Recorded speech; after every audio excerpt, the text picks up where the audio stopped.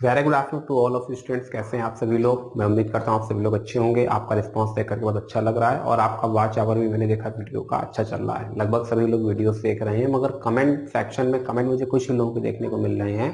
तो जो लोग कमेंट नहीं कर रहे हैं वो अपनी बात बता सकते हैं कि आखिर वो कमेंट सेक्शन में क्या दिक्कत आ रही है, क्योंकि जब तक आप कमेंट नहीं करेंगे तो फिर एग्जैक्टली मैं बता नहीं पाऊंगा कि आप कितना चीज़ों में इन्वॉल्व हैं, कितना नहीं इन्वॉल्व हैं और बेसिकली आप कितना सीख पा रहे हैं। तो आपके कमेंट्स से काफी कुछ गैस मुझे लग जाता है। फिलहाल आज की क्लास में हम लोग सेट थ्योरी हमारा टॉपिक रन हो रहा है और उसी को आगे हम बढ़ाते हैं, देखते हैं कि क्या कर सकते हैं।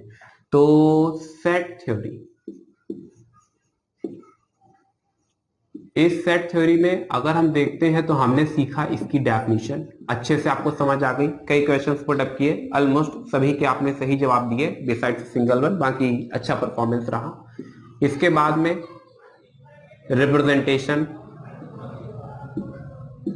जब रिप्रेजेंटेशन की हम बात करते हैं तो रिप्रेजेंटेशन में हमने इसके दो तरीके से देखा कि इसको दो तरीके से हम रिप्रेजेंट कर सकते हैं। एक रोस्टर फॉर्म, दूसरा set builder form. Set builder form, अब रोस्टर फॉर्म को कई अदर मेथड से भी जानते हैं, लिस्टेड फॉर्म से भी जानते हैं, टैबुलर फॉर्म से भी जानते हैं। सेट बिल्डर फॉर्म को डिफरेंट टाइप ऑफ मेथड के नाम से जानते हैं। फिलहाल रोस्टर और सेट बिल्डर ये थोड़ा सा ज्यादा फेमस है। रोस्टर फॉर्म ऑलमोस्ट आपने शुरू से देखा हुआ है, इसको लगभग क्लास 6-7 से स्टार्ट होता है। और सबसे अच्छा एग्जांपल जो रहा वो ये रहा, एग्जाम हॉल में बच्चा प्रेशर बहुत ज्यादा होता है, बच्चा भूल जाता है। आप इसको याद रखेंगे तो आपको हमेशा याद रहेगा। जो सेट ऑफ नेचुरल नंबर जो बचपन से आप सीखते चले आए हैं वो एक्चुअली सेट बिल्डर फॉर्म पर ही आपको दिखाया जाता है, सॉरी रोस्टर फॉर्म पर ही आपको दिखाया जाता है। सेट बिल्डर फॉर्म आपके लिए थोड़ा सा नया है। सेट बिल्डर फॉर्म पर मैंने आपसे कहा था कि इसमें सिंगल एक एलिमेंट रिप्रेजेंट किया जाता है और उस एलिमेंट को गेन करने का डेफिनेशन आगे बताया जाता है कि उस एलिमेंट को हम किस तरह से गेन कर सकते हैं। तो अच्छा रिस्पांस रहा। हालांकि इस पर बेस्ड कुछ क्वेश्चंस नहीं पूछे थे, इसलिए होमवर्क के फॉर्म पर मैं आपको कुछ क्वेश्चंस दे रहा हूं। एक तो आप मुझे बताएंगे, मैं रोस्टर फॉर्म पे रिप्रेजेंट कर रहा हूं, आप इसे सेट बिल्डर फॉर्म में कन्वर्ट करके मुझे बताएंगे। तो एक मैंने अडॉप्ट किया 1 into 2, 2 into 2 square, 3 into 2 cube and so on. ये एक सेट बिल्डर फॉर्म है। आप मुझे बताएंगे, सॉरी ये एक रोस्टर फॉर्म है, आप मुझे बताएंगे इसका सेट बिल्डर रिप्रेजेंटेशन क्या होगा। एक इसी में दूसरा फॉर्मेट लेते हैं, इसको भी रोस्टर पर ले रहे हैं, आपको इसे कन्वर्ट करना होगा सेट बिल्डर फॉर्म पर। 2 after then 2 root 2 after then 4 after then 4 root 2 and so on. ठीक है, तो आपको क्या करना है, आपको वीडियो को 2 मिनट के लिए पॉज करना है और आप मुझे बताएंगे कि ये जो दो रोस्टर रिप्रेजेंटेशन है इसका सेट बिल्डर रिप्रेजेंटेशन क्या होगा। आसान से है और चीजों को आप अच्छी तरीके से सीख पा रहे हैं। सभी लोग स्मार्ट हैं, सभी लोग अच्छे से रिस्पॉन्स करते हैं, देख करके अच्छा लगता है। तो मुझे नहीं लगता है कि आपके लिए कोई बहुत बड़ी बात है। आगे बढ़ते हैं। डेफिनेशन देखा, रिप्रेजेंटेशन देखा, रिप्रेजेंटेशन के बाद हमने इसी सीरीज में देखा नोटेशन। ठीक है, नोटेशन के बाद कुछ खास नहीं देखा था, बस इतना ही, इतनी ही चीजें हम लोगों ने सीखी थी। आज की क्लास में हम लोग इसके टाइप सीखने जा रहे हैं। ठीक है, ये रहे इसके टाइप्स। टाइप्स मतलब सेट का एक तरीके से क्लासिफिकेशन इसे बोल सकते हैं। टाइप्स बोले या क्लासिफिकेशन बोले, यहाँ पर दोनों का सेंस सेम ही होगा। टाइप्स में वेरियस टाइप की हमको यहाँ पर चीजें देखने को मिलेंगी, जैसे वाइड सेट, वाइड हो गया, एम्प्टी हो गया या फिर नल हो गया। ठीक है, इन सबका जो सेंस है वो एक ही है। नल ग्रीक लैंग्वेज का वर्ड है, नल कहीं पर भी आता है उसका मतलब कुछ नहीं से होता है, ग्रीक से अडॉप्ट किया गया है। तो वॉइड, एम्प्टी, नल ये तीनों चीजें एक ही हैं। मैं सेट शायद बार बार नहीं लिख पाऊंगा, अंडरस्टूड रहेगा कि ये वॉइड सेट बोला जाए, एम्प्टी सेट बोला जाए, नल सेट बोला जाए, सेम सेंस है। रिप्रेजेंट करने का तरीका करली ब्रेसेस, बीच में कुछ भी नहीं, या फिर एक सिंबल, ये दो में से कोई भी है, दो में से कोई भी एक आप इस्तेमाल करेंगे। ये वॉइड सेट है। अब वॉइड सेट सर थोड़ा सा कम समझ आता है बच्चा, एक ऐसा सेट जिसके अंदर कुछ भी नहीं है। क्या कहा? एक ऐसा सेट जिसके अंदर कुछ भी नहीं है। सर एक डाउट है, क्या कुछ नहीं का सेंस जो आप बोल रहे हैं कुछ भी नहीं, कुछ नहीं, क्या कुछ नहीं का सेंस यहां जीरो से होगा? तो देखो बच्चा यहां पर जीरो से सेंस नहीं होगा। इसका एग्जांपल जैसे आप शायद ये सोच रहे होंगे कि मेरी जेब में 0 रुपए है, मतलब मेरी जेब में कुछ भी नहीं है, मगर ऐसा नहीं है। देखो बच्चा मैथमेटिक्स में स्पेशली सेट थ्योरी के अंदर जीरो अपना एक मीनिंग रखता है, मगर कुछ नहीं मतलब नल मतलब एम्प्टी कुछ भी सेंस नहीं रखता है।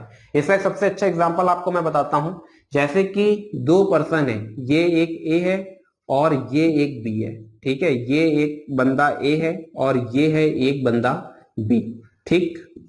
अब देखो बच्चा, इस बंदे का, जो बंदा ए है, इस पर्सन ए का एक बैंक अकाउंट है, ठीक, इसका एक बैंक अकाउंट है। ये बच्चा क्या है? ये है एक बैंक, ठीक है।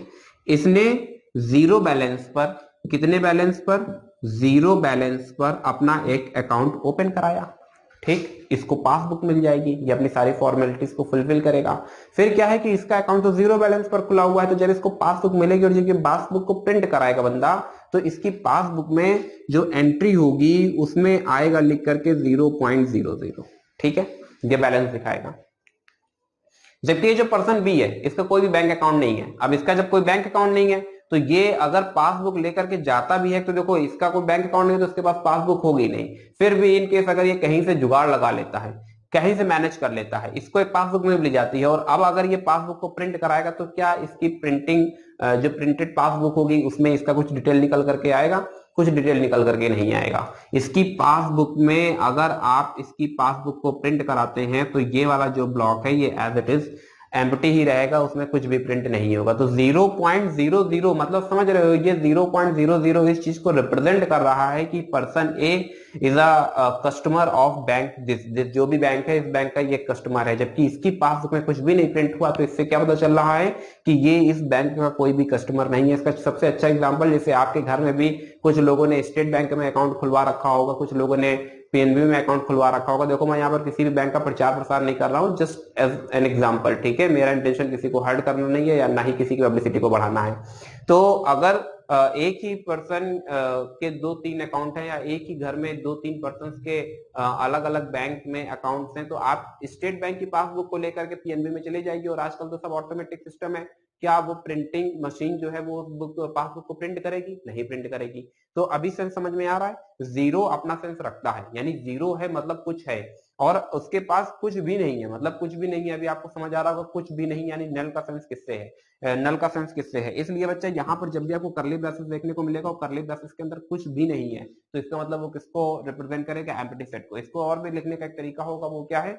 एक इस तरीके से, इसको फाइव बोलते हैं बच्चा, इसको क्या बोलते हैं? फाइव बोलते हैं। एक इस तरीके से जीरो बनाना है और उसमें एक वर्टिकल लाइन ट्रेस कर देना है। हालांकि इस सिंबल को आप अच्छे तरीके से जानते होंगे, अगर नहीं भी जानते हैं तो धीरे धीरे आप सीख जाएंगे।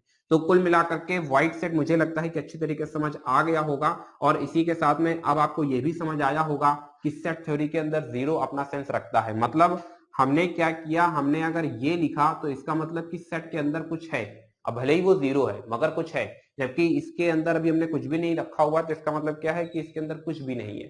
क्या मेरी बात समझ पाए? क्या मेरी बात बेहतर तरह से समझ पाए? सर बात तो समझ आ गई, अगर थोड़ा सा मैथमेटिकली आप बता दे तो ज्यादा बेहतर रहेगा। चलो ठीक है, आप लोग अपने ही है, मैथमेटिकली देख लेते हैं। मैंने एक कलेक्शन तैयार किया, एक सेट मैं प्रिपेयर कर रहा हूं,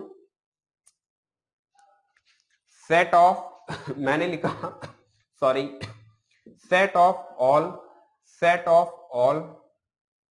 even numbers, set of all even numbers which are divisible by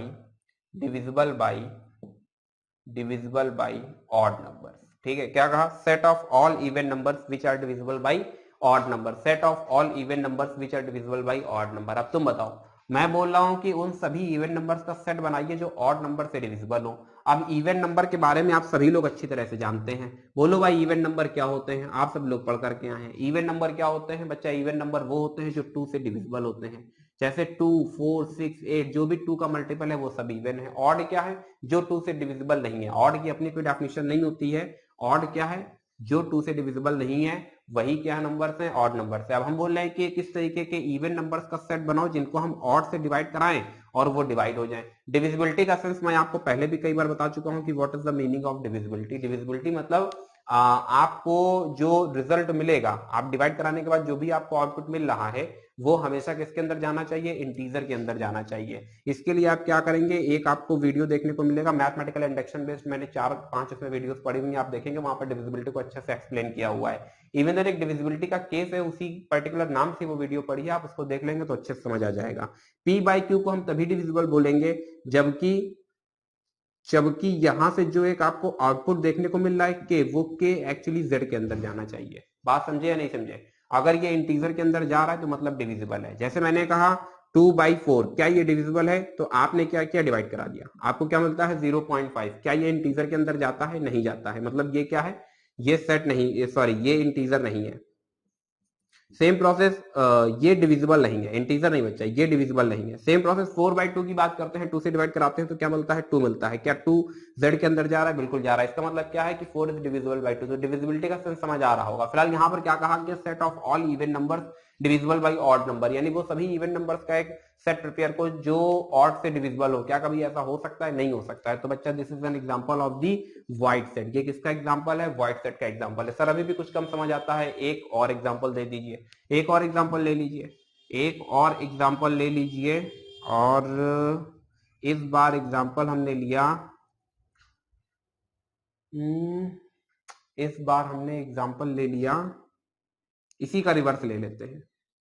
set of all odd numbers divisible by even number. ठीक है, set of all odd numbers divisible by even numbers. बच्चा ये भी क्या है, ये भी this is example of the void set. ये भी डिविजिबिलिटी की कंडीशन को होल्ड नहीं करेगा और फिर ये किसके अंदर चला जाएगा, ये चला जाएगा सिंपली वॉइड सेट के अंदर। तो ये कुछ एग्जांपल्स रहे किसके, वॉइड सेट के। इसको अगर प्रैक्टिकल लाइफ में आप देखते हैं तो आपको प्रैक्टिकल लाइफ में भी कुछ इस तरीके के एग्जांपल्स देखने को मिल जाएंगे। जैसे मैं कहूँ एक ऐसा इंसान जिसके सर पे 2 सींग निकली हुई हैं। तो अगर इस तरीके के एग्जांपल की बात करते हैं तो बच्चा आप जानते हैं इस तरीके कोई भी इंसान पर्सन एक्चुअली एग्जिस्ट नहीं करता है, और इसलिए ये किस कैटेगरी में रखा जाएगा, ये वाइड सेट की कैटेगरी में रखा जाएगा। आइए इसी में फिर देखते हैं। वाइड सेट के बाद में बच्चा आता है, वाइड सेट के बाद में आता है सिंगलटन सेट। ठीक है सिंगलटन सेट, सिंगलटन सेट में क्या होता है बच्चा, सेट करली ब्रेसेस के अंदर सिंगल एक ही एलिमेंट आपको देखने को मिलेगा, और इसलिए इसको हम लोग क्या नाम देते हैं, सिंगलटन सेट नाम देते हैं। जैसे सन हो गया, मून हो गया, अर्थ हो गया, ये सब क्या है, ये सब यूनिक है। जो भी अर्थ में एक ही ऑब्जेक्ट है उसी को हम क्या नाम देते हैं, उसको हम नाम देते हैं सिंगलटन सेट। ठीक है, तो इसके कुछ एग्जाम्पल्स हम लोग ले लेते हैं, जैसे सन हो गया, मून हो गया, these are all the examples of the singleton set. ठीक है, ये सन एक ही है, 10 नहीं है। अच्छा, अपने सोलर सिस्टम की बात कर रहे थे, इसी के साथ अगर मैथमेटिकली हम डिस्कस करना चाहें तो x such that x square equals to 4 and x belongs to natural number. ठीक है, तो मैं जानना चाहता हूं कि क्या ये सिंगलटन सेट की कैटेगरी में जाएगा या नहीं जाएगा। चलिए देख लेते हैं। हमने बच्चा क्या किया, एक्स स्क्वायर इक्वल्स टू 4 है, ध्यान से समझेंगे, एक्स स्क्वायर इक्वल्स टू 4 है। अभी बच्चा हमने क्या किया, इसका स्क्वायर रूट लिया। जैसे ही स्क्वायर रूट लेते हैं हमें क्या देखने को मिलता है, x equals to plus minus under root 4। X equals to plus minus under root 4 से हमें क्या देखने को मिलता है, x equals to plus minus 2। अब देखो बच्चा हमें क्या देखने को मिला, x equals to plus minus 2, जबकि एक्स किसके अंदर जा रहा है, नेचुरल नंबर के अंदर जा रहा है। जब ये नेचुरल नंबर के अंदर जा रहा है तो बोलो, एक बार आप बता रहे हो एक्स इक्वल्स टू 2 है, एक बार आप बता रहे हो एक्स इक्वल्स टू माइनस 2 है। एक्स इक्वल्स टू 2 ही किसके अंदर जा पाएगा, नेचुरल नंबर के अंदर जा पाएगा। क्या ये -2 नेचुरल नंबर के अंदर जाएगा, नहीं जाएगा। इससे क्या पता चल रहा है कि ये जो एक्सप्रेशन लिखा गया है, अगर हम इसको रिप्रेजेंट करते हैं रोस्टर फॉर्म पर, तो बच्चा ये सिंपली आपको आंसर निकाल करके देता है क्या, 2। तो ये भी एक एग्जाम्पल रहा। ये एग्जाम्पल किसका रहा, ये एग्जाम्पल रहा सिंगलटन सेट का। आइए इसी सीरीज में थोड़ा सा और आगे बढ़ते हैं। अब आते हैं फाइनाइट सेट पर। किस पर, फाइनाइट सेट्स पर। ठीक है, हालांकि ये दो जो अभी एग्जांपल थे एक्चुअली इसके स्पेशल केस होते हैं। फाइनाइट सेट के स्पेशल केस है एम्प्टी सेट और सिंगलटन सेट। तो थोड़ा सा मुझे कुछ रफ करना पड़ेगा, और क्योंकि प्रॉपर्टीज पर बात कर रहे हैं, चलो अच्छा इसका एग्जांपल देते हैं, फिर रफ करके थोड़ा सा आगे एक्सप्लेन करते हैं। फाइनाइट सेट की बात करते हैं तो फाइनाइट सेट में बच्चा याद रखना कि करली ब्रेसेस के अंदर जो भी चीजें लिखी गई होंगी वो अपर और लोअर दोनों से बाउंड होगी, यानी बॉडी के पास अपर बाउंड भी होगा और बॉडी के पास लोअर बाउंड भी होगा। सर कुछ समझ नहीं आ रहा, एग्जाम्पल देकर के बता दीजिए, एग्जाम्पल लेकर के देख लीजिए। A1 A2 से ले करके हम लोग लास्ट में जाएंगे कहां तक, An तक। तो बच्चा देखो, जब भी कोई फाइनाइट सेट होगा तो उसके अंदर यहां पर भी एक एलिमेंट तुमको देखने को मिलेगा और यहां पर भी एक एलिमेंट देखने को मिलेगा। अगर दो एलिमेंट्स इस तरीके से देखने को मिल रहे हैं तो मतलब वो सेट किस तरीके का हो चुका है, फाइनाइट हो चुका है। सर अभी भी कम समझ आता है, एग्जांपल दे दीजिए। अरे भाई एग्जांपल लेकर के समझ लीजिए। जैसे हमने एग्जांपल ले लिया 1 2 3, a set of 100 first 100 natural numbers, ये हमने सेट लिया। बच्चा 1 से लेकर के 100 तक की संख्या नहीं लिखोगे ना, वरना फिर कॉम्प्लिकेटेड हो जाएगा। इसलिए हमने किसका इस्तेमाल किया, फाइनाइट सेट का इस्तेमाल किया। रिप्रेजेंटेशन हम जानते हैं, इसमें तुमको एक फर्स्ट एलिमेंट यहाँ पर देखने को मिलेगा, सेकंड एलिमेंट यहाँ पर देखने को मिलेगा, और यहाँ से तुमको पता चल रहा है कि लोअर बाउंड भी है, अपर बाउंड भी है। अपर बाउंड मतलब उससे बड़ा नंबर कोई नहीं है। अपर बाउंड मतलब अपर मीन्स अबव बाउंड, वहीं से बाउंड हो गया है, रोक दिया गया है, स्टॉप कर दिया गया है। क्या 100 से बड़ा कोई नंबर देखने को मिल रहा है, नहीं देखने को मिल रहा है, तो मतलब 100 क्या हो गया, अपर बाउंड हो गया। सेम प्रोसेस 1 से छोटा कोई नंबर देखने को मिल रहा है, नहीं देखने को मिल रहा है, तो मतलब 1 क्या हो गया, लोअर बाउंड हो गया। तो जो हमारी पूरी बॉडी पे वो 1 से 100 के बीच में क्या हो चुकी है, बाउंड हो चुकी है। And the set contains the 100 number, ठीक है, 1 to 100। तो इस तरीके से इस सेट को हमने क्या नाम दिया, इस सेट को बच्चा हमने नाम दिया फाइनाइट सेट। इसका एक एग्जाम्पल हम लोग और भी देख सकते हैं, जैसे हमने ले लिया -100 फिर -99 से लेकर के 0 तक। क्या ये सेट फाइनाइट है? आप बताएंगे क्या ये सेट फाइनाइट है? अगर ये सेट फाइनाइट है तो आपने कैसे पता किया कि ये सेट फाइनाइट है? इसी के साथ में अगर हम लोग बात करें A B C से लेकर के Z तक, तो क्या ये सेट फाइनाइट होगा या नहीं होगा? आप मुझे बताएंगे क्या ये सेट फाइनाइट होगा या नहीं होगा? तो मैं उम्मीद करता हूं कि फाइनाइट सेट अभी आपको अच्छे समझ आ गया होगा। और अब क्योंकि फाइनाइट सेट हम सीख चुके हैं, तो अब जरा इन दोनों को इसके अंदर कंप्रेस करने की कोशिश करते हैं और इस पूरे डायग्राम को रफ करते हैं। फिलहाल अभी आज की क्लास में सेट थ्योरी के अंदर हम लोग टाइप्स में चल रहे हैं, ठीक है। यहाँ से एक आपका हायरार्की डायग्राम भी तैयार होगा और ये आपके लिए काफी यूजफुल होने वाला है। चलिए देखते हैं कि क्या आपको समझाना चाहते हैं और क्या आपको बताना चाहते हैं। तो अभी तक बेसिकली हम लोगों ने कितने टाइप्स के सेट सीख चुके हैं? 3 टाइप्स के, आपके अकॉर्डिंग या फिर आपकी बुक के अकॉर्डिंग। चलिए टाइप्स पर आ चुके हैं। सेट थ्योरी में हम लोग किस पर आ चुके हैं? टाइप्स पर आ चुके हैं, ठीक है। टाइप्स में सबसे पहला, आप मेरे अकॉर्डिंग समझेंगे, सबसे पहला जो हमें टाइप देखने को मिलता है वो देखने को मिलता है फाइनाइट सेट, ठीक है। अब ये जो फाइनाइट सेट वाली ब्रांच है ये 2 हिस्सों में टूट जाती है। एक को बोलते हैं नल सेट, नल सेट या फिर एम्प्टी सेट या फिर वाइट सेट, ठीक है, लिख लेना वाइट सेट। इसके अलावा एक दूसरी ब्रांच जो आती है वो आती है सिंगलटन सेट, ठीक। सिंगलटन सेट का एग्जांपल आप जानते हैं, आपको करली ब्रेसेस के अंदर रोस्टर फॉर्म पर सिंगल एक ही एलिमेंट देखने को मिलेगा। व्हाइट सेट का एग्जांपल आप जानते हैं, या तो 5 देखने को मिलेगा या फिर आपको करली ब्रेसेस के अंदर ये देखने को मिलेगा, मतलब कुछ भी देखने को नहीं मिलेगा। दोनों चीजें आप अच्छी तरीके से समझ चुके होंगे। तो जाहिर सी बात है कि अगर यहाँ पर फाइनाइट सेट है तो एक दूसरा भी हमारे पास जनरेट होगा इनफाइनाइट सेट, ठीक है। क्या कहा? Infinite set. अब इनफाइनाइट सेट का क्लासिफिकेशन कई हिस्सों में है, पहले इनफाइनाइट सेट को समझते हैं फिर उसका क्लासिफिकेशन समझने की कोशिश करते हैं। देखो बच्चा, इनफाइनाइट सेट जो है उसमें क्या होगा, ये 3 तरह से डिफाइन किया जाएगा। फाइनाइट सेट में अभी हमने आपको क्या बताया था, फाइनाइट सेट में बताया था कि इसका जो भी केस होगा वो उस केस में हमेशा करली ब्रेसेस के अंदर एक यहाँ पर नंबर हमेशा देखने को मिलेगा, एक यहाँ पर हमेशा नंबर देखने को मिलेगा, बीच में कुछ डैश डैश डैश होगा। इसको हम क्या नाम देते हैं, लोअर एलिमेंट या लोअर बाउंड, और इसको हम क्या नाम देते हैं, अपर बाउंड, ठीक है। इनफाइनाइट सेट जो होगा वो इसी का एक एक्सटेंडेड वर्जन होगा, ठीक है। मतलब कोई एक बाउंड मिसिंग होगा, एटलीस्ट 1 बाउंड इज मिसिंग। क्या कहा? At least 1 bound is missing, 1 bound is missing, ठीक है। 2 चीजें हमें समझनी होंगी मैथमेटिक्स में, जिसका हमारे पास आगे भी काम चलता रहेगा। एक है एट लीस्ट, और इसी के साथ में तुम्हें दूसरा हिस्सा देखने को मिलेगा एट मोस्ट। क्या कहा? एट मोस्ट, ठीक। एट लीस्ट का मतलब होता है कम से कम, जो बोलते हैं उससे जस्ट अपोजिट होता है। जब बोलते हैं कम से कम तो मतलब हमें मैक्सिमम वैल्यू चाहिए, और एट मोस्ट मतलब अधिकतम होता है, तो उससे हमें मिनिमम वैल्यू चाहिए। सर कम बात समझ आती है, ये आपने थोड़ा सा कंफ्यूज कर दिया। चलिए कोई बात नहीं, थोड़ा सा और एक्सप्लेन कर देते हैं। एट मोस्ट मतलब मैक्सिमम, एट मोस्ट मतलब क्या रहा, मैक्सिमम रहा, क्या रहा, मैक्सिमम रहा। अब जरा इसका एक एग्जांपल समझ लेते हैं। जब आप अपने लिए एक ब्यूटी क्रीम परचेस करने जाती हैं तो वहां पर एमआरपी आप देखती हैं। आप किसी भी कंपनी का एक ब्यूटी प्रोडक्ट आप लेने गए, लिपस्टिक लेने गए, या फिर आपने कोई क्रीम ही ले लिया, सन क्रीम ले लिया, तो आप उसमें एमआरपी देखते हैं। तो सपोज करो उसमें एमआरपी है 100 रुपीज।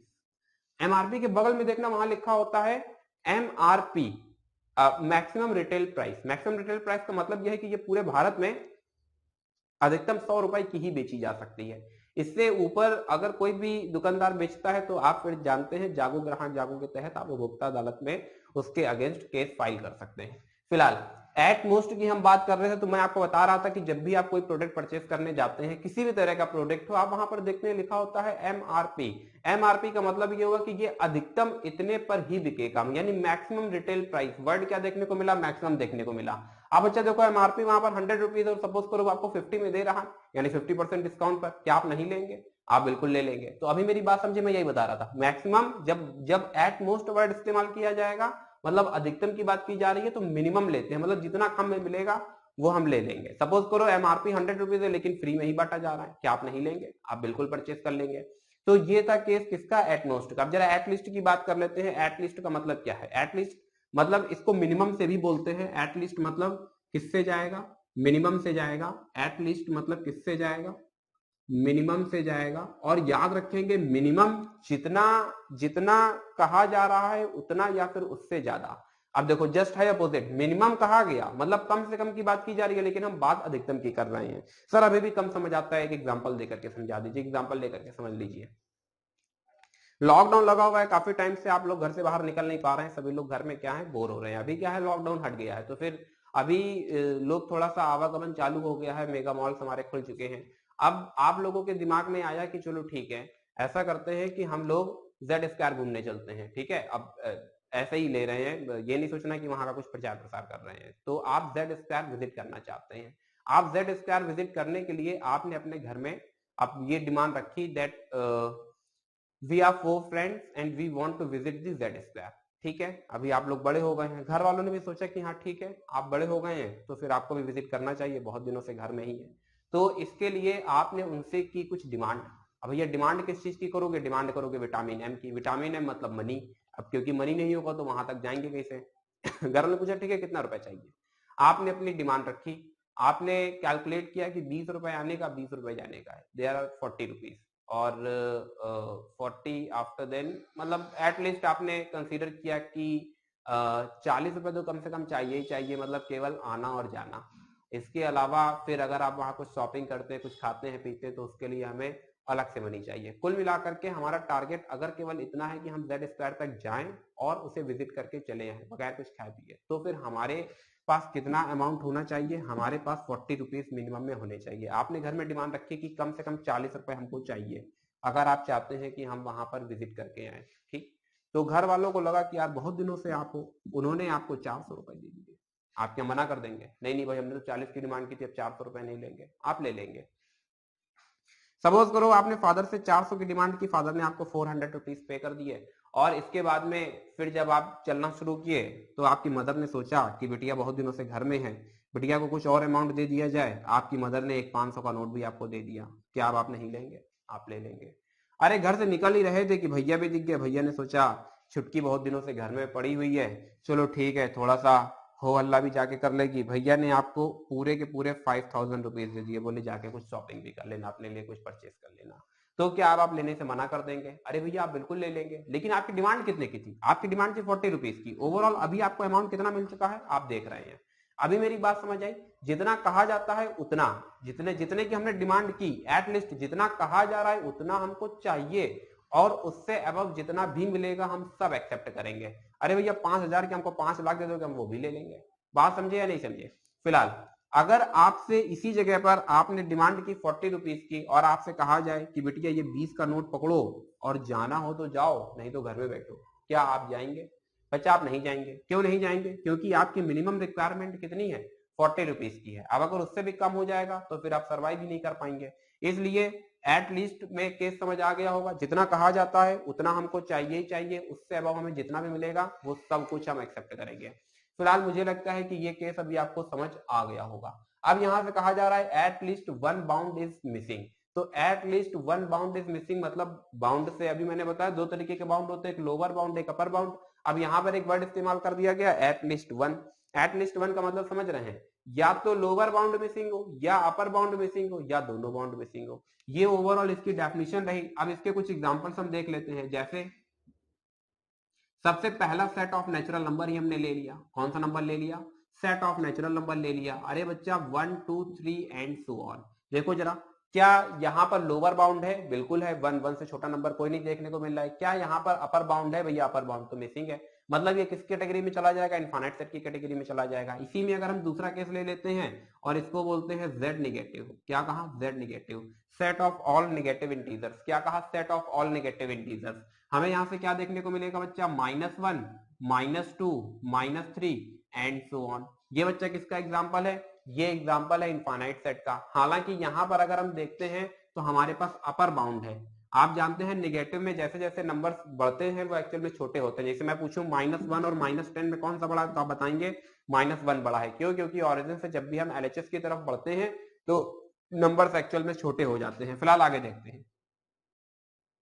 हमने क्या किया, इस बार पूरा का पूरा सेट ऑफ इंटीजर ही ले लिया। हमें देखने को मिलता है 0 1 2 and so on, -1 -2 and so on. अब अच्छा इस केस को अगर हम देखते हैं तो यहाँ से अपर बाउंड भी मिसिंग है, लोअर बाउंड भी मिसिंग है। इससे पता चलता है कि ये केस किसका है? इनफाइनाइट सेट का है। तो कुल मिलाकर के इनफाइनाइट सेट में जो ग्रीन कलर से डेफिनेशन मेंशन है वो समझ आ गई।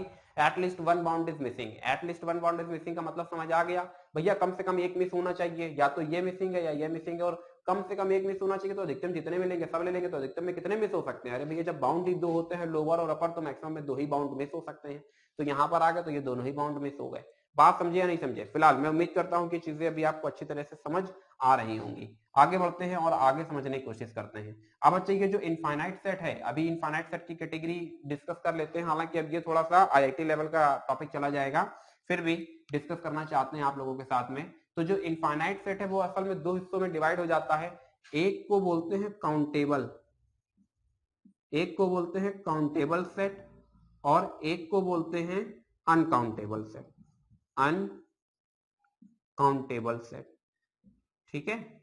एक को बोलते हैं काउंटेबल सेट, एक को बोलते हैं अनकाउंटेबल सेट। ये किस कैटेगरी में आते हैं? ये इनफाइनाइट सेट की कैटेगरी में आते हैं। हालांकि काउंटेबिलिटी और अनकाउंटेबिलिटी अभी शायद मैं आपको समझा नहीं पाऊंगा। इसके लिए हमें एक टॉपिक सीखना होगा और वो है फंक्शन। तो फंक्शन को सीखने के बाद में फिर हम आपको बताएंगे कि काउंटेबल अनकाउंटेबल क्या होता है, ठीक है। जैसे अगर हम लोग बात करें तो सेट ऑफ रेशनल नंबर एक काउंटेबल सेट है। क्या कहा? सेट ऑफ रेशनल नंबर एक काउंटेबल सेट है, जबकि set of real number uncountable set है। अब आप सोचेंगे सर ये है क्या? तो बच्चा ये फंक्शन के थ्रू डिफाइन होता है। फिर फंक्शन जब आगे पढ़ाएंगे तो फिर बताएंगे। लेबलिंग होती है किसी भी सेट की किसी नेचुरल नंबर के साथ में, अगर आप लेबलिंग करा पा रहे हैं, लेबलिंग मतलब समझ रहे हो ना, नेचुरल नंबर के अकॉर्डिंग वो बढ़ रहा है तो फिर इसका मतलब वो काउंटेबल है, अदरवाइज वो अनकाउंटेबल है। तो काउंटेबल सेट का सेंस इससे नहीं होता है कि आप उसे काउंट कर पा रहे हैं। एक इनफाइनाइट सेट भी काउंटेबल होता है। बात समझे या नहीं समझे? जैसे सेट ऑफ ऑड नंबर्स। क्या कहा? काउंटेबल सेट का एग्जांपल ले लेते हैं। अच्छा टॉपिक है ये अपने आप में। Set of all odd number, set of all odd number. हम जानना चाहते हैं कि ये ऑड नंबर्स का जो सेट है वो काउंटेबल है या फिर अनकाउंटेबल है। तो आप इसका रिस्पॉन्स क्या ही देंगे? आप इसका रिस्पॉन्स क्या ही देंगे बच्चा? अगर हम सेट ऑफ ऑड नंबर्स की बात करें तो 1 3 5 7 एंड सो ऑन। आप अगर देखो हम देखते हैं कि ये सेट फाइनाइट है या इनफाइनाइट है, तो आपको पता है कि यहाँ से क्या है? अपर बाउंड मिसिंग है, मतलब ये इनफाइनाइट कैटेगरी में जा रहा है। मगर हम जानना चाहते हैं इनफाइनाइट कैटेगरी में भी उसके जो सब क्लासिफिकेशन जा रहा है काउंटेबल है या अनकाउंटेबल, तो बच्चे ये काउंटेबल सेट है। इसका रीजन ये है क्योंकि किसी भी नेचुरल नंबर को मिस किए बगैर हम ये पूरा का पूरा जो भी ऑड नंबर का सेट है वो पूरा गेन कर सकते हैं। फिलहाल बहुत ज्यादा डीप में लेकर के नहीं जाएंगे, इतना डीप में आपके सिलेबस में है भी नहीं, मगर मौका मिलेगा फंक्शन पढ़ाने के बाद में तो फिर निश्चित तौर पर इस टॉपिक को आपको एक बार फिर से क्लियर करेंगे। फिलहाल अभी हम लोग कहां तक पहुंच चुके हैं? टाइप्स में दो टाइप की हम लोगों ने चीजें सीखी हैं। एक फाइनाइट सेट होता है, दूसरा इनफाइनाइट सेट होता है। फाइनाइट सेट दो ब्रांचेस पे टूट जाता है, एक नल सेट, दूसरा सिंगलटन सेट। जबकि इनफाइनाइट सेट दो हिस्सों में ब्रेक हो जाता है, एक को बोलते हैं काउंटेबल सेट और दूसरे को बोलते हैं अनकाउंटेबल सेट। इसी के साथ में कुछ और भी वेरियस टाइप के केसेस अडॉप्ट करते हैं और फिर देखते हैं कि क्या हो सकता है। कुछ एक दो एनसीईआरटी से क्वेश्चंस मुझे लगता है कि शायद आप अटेम्प्ट ले लेंगे। आपको बताना है क्वेश्चन नंबर 2 में फाइनाइट है इनफाइनाइट है, क्वेश्चन नंबर 1 में आपको बताना है कि कौन से नल सेट हैं और कौन से नल सेट नहीं है। ठीक है, तो इसमें फर्स्ट का पार्ट थर्ड में डिस्कस करना चाहता हूं। फर्स्ट का NCERT टेक्स्ट बुक, ठीक है, NCERT टेक्स्ट बुक की हमने बात की। और क्वेश्चन नंबर 1 का पार्ट थर्ड में डिस्कस करना चाहता हूं, x is a natural number. कहा जा रहा है, फर्स्ट का पार्ट थर्ड कहा जा रहा है x such that x is a natural number less than 5, x is less than 5 and greater than 7। क्या कहा गया, x is less than 5 and greater than 7। अब अच्छा देखो, एक इस तरीके के नेचुरल नंबर की आपसे डिमांड कर रहा है जो 5 से छोटा हो लेकिन 7 से बड़ा हो। 5 से छोटा हो 7 से बड़ा हो, अगर हम नेचुरल लाइन पर आ जाते हैं तो आपको देखने को मिलेगा ये कहीं नंबर 5 है, ये 6 और ये 7। अब वो बोल रहा है x is greater than 7, x is greater than 7 मतलब वो आपको इधर रन कराने के लिए कह रहा है। फिर इस राउंड में आपसे कह रहा है कि x इज लेस देन 5 मतलब यहाँ पर क्या दोनों में कुछ कॉमन देखने को मिलेगा, नहीं देखने को मिलेगा। फिलहाल हो सकता है ये केस कुछ कम समझ आया हो क्योंकि यहाँ पर एक वर्ड जो है एंड, इसको अभी डिफाइन करना बाकी है। एंड को जब डिफाइन कर देंगे तो ये और अच्छे से आप क्लियर कर पाएंगे। फिलहाल अभी इतना समझ आ गया होगा कि कोई भी इस तरीके का नंबर एग्जिस्ट नहीं करेगा नेचुरल नंबर में जो 5 से छोटा हो और 7 से बड़ा हो, यानी दोनों ही कंडीशंस को साइमल्टेनियसली होल्ड कर पाए। आगे बढ़ते हैं और फिर समझने की कोशिश करते हैं कि इसके बाद हमें क्या क्या यहाँ पर देखने को मिलेगा और सीखने को मिलेगा। इस ब्रांच को यहाँ से थोड़ा सा रफ कर देते हैं क्योंकि ये अभी हम लोग आगे नेक्स्ट जो चैप्टर होगा फंक्शन वहां पर डिस्कस करेंगे। इनफाइनाइट सेट के बाद में बच्चा अब हमारे पास जो कैटेगरी जनरेट होती है वो जनरेट होता है equal set, equivalent set, equivalent set. ठीक है, इक्विवेलेंट सेट्स बच्चा वो सेट्स होते हैं जिनकी कार्डिनलिटी सेम होती है, यानी NA equals to NB। Sir ये एक नया वर्ड क्या आ गया, n। n जो है बच्चा वो रिप्रेजेंट करेगा किसको, कार्डिनलिटी को। यहां पर ये जो n है ये किसको रिप्रेजेंट करेगा, ये कार्डिनलिटी को। सर कार्डिनलिटी क्या होती है, तो बच्चा कार्डिनलिटी कुछ नहीं है, set of total number of elements. क्या कहा, total number of elements in a set is called the cardinality of a set A। अगर पर्टिकुलर सेट A की बात कर रहे हैं तो हमें ये चेक कर रहा है कि सेट A के अंदर कितने एलिमेंट्स हैं और जितने एलिमेंट्स होंगे बस वही उसकी कार्डिनलिटी है। सर थोड़ा सा कम समझ आया, थोड़ा सा और अच्छे से एक्सप्लेन कर दीजिए, अरे और अच्छे से समझ लीजिए। जैसे कि अभी मैंने फाइनाइट सेट की ही बात की थी और फाइनाइट सेट का एक एग्जांपल यहाँ पर अडॉप्ट किया था 1 2 3 से लेकर के 100 तक। अब हम ये जानना चाहते हैं सेट के अंदर कितने नंबर ऑफ एलिमेंट्स हैं। अरे भाई 1 से लेकर के 100 तक जा रहे हैं तो जाहिर सी बात है कि अगर इस सेट को हमने ए दिया तो इसी की कार्डिनलिटी को हम रिप्रेजेंट करते हैं Na इक्वल्स टू 100। बात समझे या नहीं समझे, ये नहीं सोचना कि ये वाला 100 एक्चुअली ये वाला है, नहीं। इसका एक दूसरा एग्जांपल ले लेते हैं, जैसे कि हमने एक सेट बी अडॉप्ट किया, हमने कहा ए बी सी। अब देखो ए बी सी 3 एलिमेंट्स हैं, नंबर ऑफ एलिमेंट्स बॉडी के अंदर कितने हैं, 3 हैं, तो यानी कार्डिनलिटी यहाँ पर इसकी कितनी आ जाती है, 3 आ जाती है। मैं उम्मीद करता हूँ कि कार्डिनलिटी अभी आपको समझ आ गई होगी। क्या कहा जा रहा है इक्विवेलेंट सेट्स के लिए कि अगर 2 सेट्स की कार्डिनलिटी सेम है तो फिर वो किस तरीके के एलिमेंट्स बोले जाएंगे, इक्विवेलेंट सेट्स बोले जाएंगे। सर एग्जांपल भी देकर के बता दीजिए, अरे भाई एग्जांपल भी लेकर के समझ लीजिए। सेट ए हमने ले लिया ए बी सी, जबकि सेट बी हमने ले लिया 1 2 3। अब हम जानना चाहते हैं कि सेट ए की कार्डिनलिटी क्या है, तो आप जानते हैं अच्छी तरीके से कि सेट ए की जो कार्डिनलिटी होगी वो क्या होगी बच्चा, अरे कितने नंबर ऑफ एलिमेंट्स हैं, 3 है, तो कार्डिनलिटी क्या हो गई, 3 हो गई। सेम प्रोसेस अगर हम एन बी की बात करते हैं तो एन बी में नंबर ऑफ एलिमेंट्स कितने हैं, 3।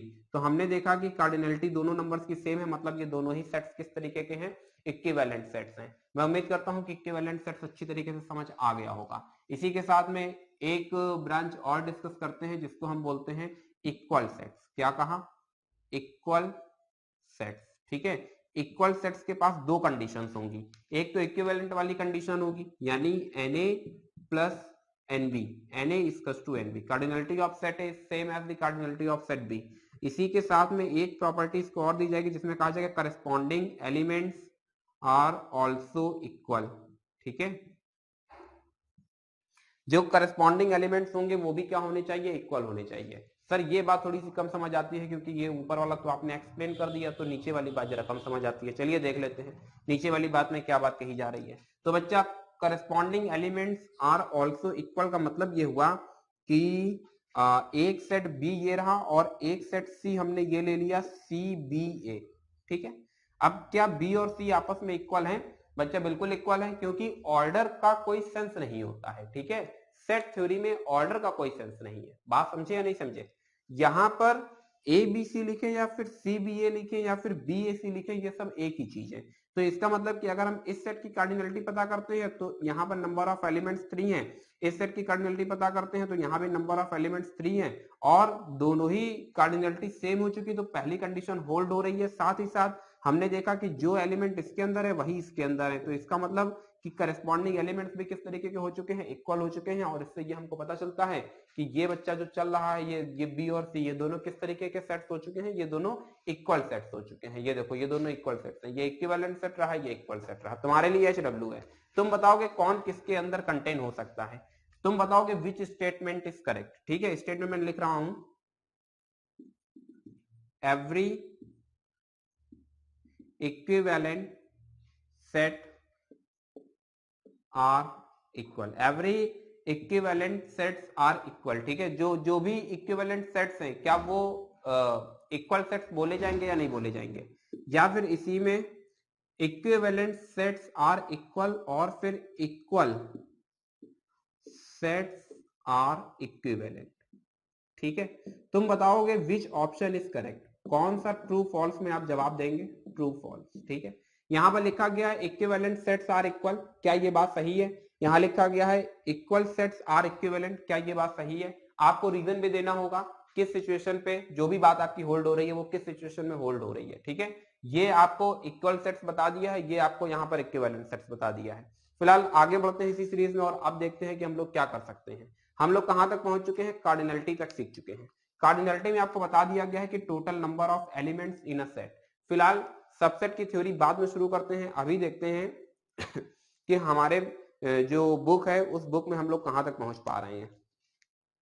मन में एक ऐसे ही क्वेश्चन आ गया तो डिस्कस कर लेते हैं। अभी मैंने कहा ऑर्डर सेट्स के अंदर मैटर नहीं करता है, ठीक है। इसी के साथ में अगर मैं एक दूसरा एग्जांपल अडॉप्ट कर लेता हूं 1 2 3 और इसी सीरीज में एक फिर एग्जांपल अडॉप्ट किया 1 2 3 3 2, बस इतना। मैं जानना चाहता हूं कि ये दो सेट्स आपस में इक्वल हैं या नहीं है। तो बच्चा देखो, अगर आप सेट की डेफिनेशन को ध्यान से समझो, इस सेट को यार नाम दिया बी। अगर हम सेट की डेफिनेशन को ध्यान से देखते हैं तो सेट की डेफिनेशन में क्या कहा गया है, सेट की डेफिनेशन में कहा गया है रिपीटेशन इज नॉट अलाउड, ठीक है। अब यहां पर देखो, यहां पर 3 जो है वो कितने टाइम्स रिपीट हो रहा है, 2 टाइम्स रिपीट हो रहा है। इसका मतलब यहां पर 3 1 टाइम में यूज किया जाएगा। सेम प्रोसेस 2 को भी अगर आप देखते हैं तो 2 कितने टाइम्स रिपीट हो रहा है, 2 टाइम्स रिपीट हो रहा है। कितने टाइम्स लिखा जाएगा, एक बार ही लिखा जाएगा। क्यों लिखा जाएगा, क्योंकि आप जानते हैं repetition is not allowed in a set. इसका मतलब ये होता है कि ये जो एक्चुअल में सेट बी है ये वास्तव में लिखा गया है 1 2 3 और सेट ए भी क्या है 1 2 3 है। तो ये दोनों ही सेट्स आपस में अब किस तरीके के हो चुके हैं, इक्वल हो चुके हैं, क्योंकि आप देख रहे हैं कि वो इक्विवेलेंट सेट्स की कंडीशन को होल्ड कर रहे हैं और साथ ही साथ करस्पॉन्डिंग एलिमेंट्स भी इक्वल है। फिलहाल मैं उम्मीद करता हूं कि ये इतनी चीजें आपको अच्छे तरीके से समझ आई होंगी। तो इसी थ्योरी से जनरेटेड एक एग्जांपल मैं अडॉप्ट करना चाहता हूं इनफाइनाइट सेट से, ठीक है। देखो जरा, और ये होगा आपके लिए होमवर्क। होमवर्क अभी आपको मिल चुके हैं, स्टार्टिंग में भी होमवर्क दिया था, ये भी है और ये भी है। जहां जो भी क्वेश्चन पुटअप करते हैं वीडियो को पॉज करेंगे और इमीडिएटली कमेंट सेक्शन में अपना कमेंट लिख देंगे। हाँ बच्चा, आप मुझे ये बताएंगे, मैंने एक सेट अडॉप्ट किया इस तरीके से, ठीक है, 1 1 1 1 1। आप देख रहे हैं इसमें हमारे पास लोअर बाउंड है मगर upper bound means and so on, इस तरफ आरएचएस की तरफ बढ़ता चला जा रहा है। एक सेट और भी अडॉप्ट किया जिसमें लिखा 1 1 1 एंड सो ऑन, ठीक है, ठीक है। आप मुझे बताएंगे कि ये सेट जिसको जो कि हमको लग रहा है कि ये, मतलब मैं बोल नहीं रहा ये इनफाइनाइट सेट है, ऐसा हमें लग रहा है कि ये इनफाइनाइट सेट है, एक्चुअल में ये किस कैटेगरी में जाएंगे और इक्वल और इक्विवेलेंट्स के अलावा क्या कोई और भी इस चार्ट के थ्रू कंडीशन यहाँ पर होल्ड हो सकती है जो एग्जैक्टली इस सेट को अपने अंदर कंटेन कर ले? मेरा क्वेश्चन समझ आ गया है? आपको सिंपली ये बताना है कि क्या ये दोनों सेट्स एक ही हैं या अलग अलग हैं। अगर एक हैं तो ये इक्विवेलेंट और इक्वल सेट्स की कैटेगरी के अलावा और किस कैटेगरी में रखे जा सकते हैं। फिलहाल अगर हम लोग बात करते हैं एनसीईआरटी टेक्स्ट बुक की, तो क्वेश्चन नंबर 1 आप मुझे लगता है आसानी से कर लेंगे। क्वेश्चन नंबर 2 में भी मुझे नहीं लगता कि कहीं कोई दिक्कत होगी। और क्वेश्चन नंबर 1 का देखो पार्ट 4 तो जो है y is a point common to any two parallel lines. आप जानते हैं लाइंस 3 तरह की होती हैं। लाइंस कितने तरह की होती हैं बच्चा? 3 तरह की होती हैं। कुछ मैं रफ कर देता हूं और फिर थोड़ा सा एक्सप्लेन कर देता हूं, ठीक है। स्ट्रेट लाइन आपके हाई स्कूल में ये टॉपिक भी था, आपने ऑलरेडी इस टॉपिक को सीखा हुआ है। तो स्ट्रेट लाइन,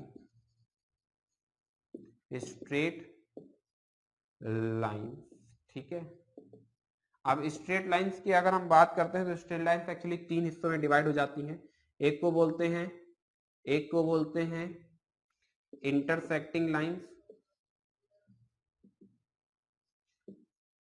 इंटरसेक्टिंग लाइंस, एक होती हैं पैरेलल लाइंस और एक होती हैं कोइंसाइड।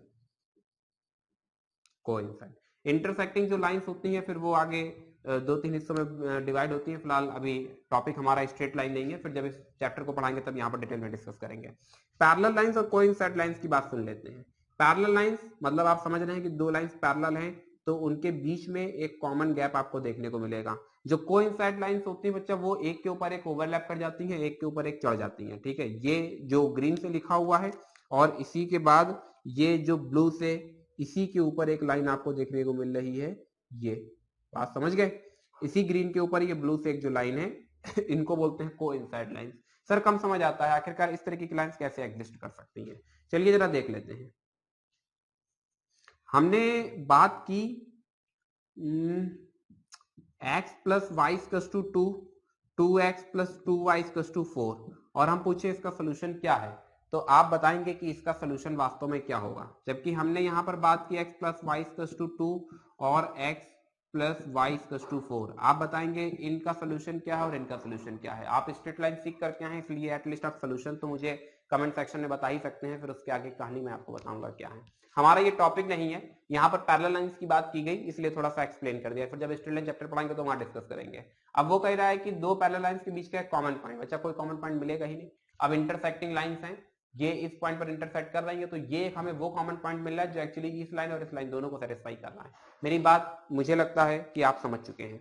फिलहाल क्वेश्चन नंबर 1 आसानी से हो जाएगा। क्वेश्चन नंबर 2 में आपको बताना है कि कौन सा सेट फाइनाइट है, कौन सा सेट इनफाइनाइट है। इसी के साथ में क्वेश्चन नंबर 3 की बात करते हैं तो 3 में भी फाइनाइट और इनफाइनाइट की बात की गई है। क्वेश्चन नंबर 4 की बात करते हैं तो क्वेश्चन नंबर 4 में आपको बताना है कौन से सेट्स इक्वल है और क्वेश्चन नंबर 5 में भी सेम कौन से सेट्स इक्वल है। याद रखना जब भी आपको इस तरह के क्वेश्चंस दिए जाएं जिसमें कि आपको बताना हो कि कौन से सेट्स इक्वल है और कौन से सेट्स इक्वल नहीं है, आप क्या करेंगे, इमीडिएटली सेट बिल्डर फॉर्म को रोस्टर फॉर्म पर लेकर के आएंगे और रोस्टर फॉर्म से आप आसानी से कंफर्म कर लेंगे। एक्चुअली क्या है कि आपको चाहिए होगी कार्डिनलिटी, ठीक है। तो कार्डिनलिटी गेन करने के लिए कार्डिनलिटी सेट बिल्डर फॉर्म से भी आ सकती है लेकिन थोड़ा सा कॉम्प्लिकेटेड होता है, रोस्टर फॉर्म से कार्डिनलिटी आप आसानी से जनरेट कर सकते हैं। क्वेश्चन नंबर 5 और आफ्टर देन क्वेश्चन नंबर 6, तो कुल मिलाकर के हम लोगों ने आज की क्लास में एक्सरसाइज 1.2 को कंप्लीट कर लिया है। मैं उम्मीद करता हूं कि एक्सरसाइज आपको अच्छी तरीके से समझ आई होगी। आज के लिए बस इतना ही। Thank you so much to all of you and may God bless you all.